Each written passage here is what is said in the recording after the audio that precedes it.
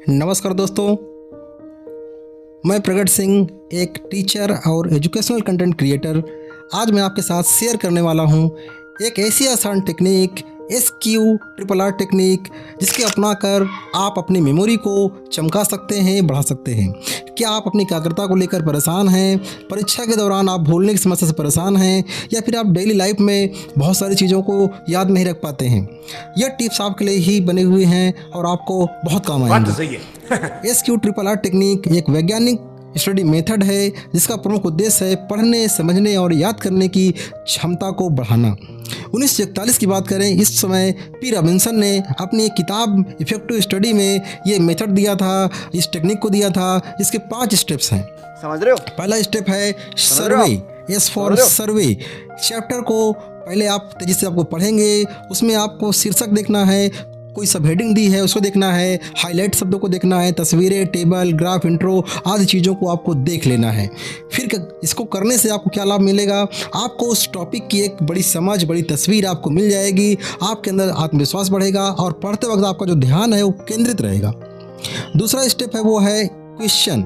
हर heading, सब heading को पढ़ते वक्त सोचें कि इसमें से कौन सा क्वेश्चन बन सकता है और इसके अंदर जो मुख्य विचार हैं वो विचार क्या होंगे। जब आप क्वेश्चन के बारे में सोचेंगे तो आपका दिमाग एक्टिव हो जाएगा, सक्रिय हो जाएगा। आपका जो पढ़ाई है वो एक उद्देश्यपूर्ण पढ़ाई के रूप में सामने आएगी।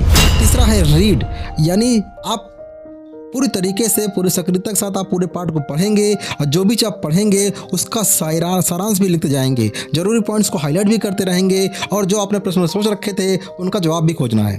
ऐसा करने से आप न केवल पढ़ रहे होंगे बल्कि टॉपिक की गहरी समझ आपके अंदर बनती हुई चली जाएगी। चौथा स्टेप है रिसाइट, यानी कि पढ़ने के बाद आपको जो भी आपने नोट्स बनाए हैं उनकी सारांश को रिवाइज करना है, अपने शब्दों में लिखना है और दूसरों को समझाने का प्रयास करना है।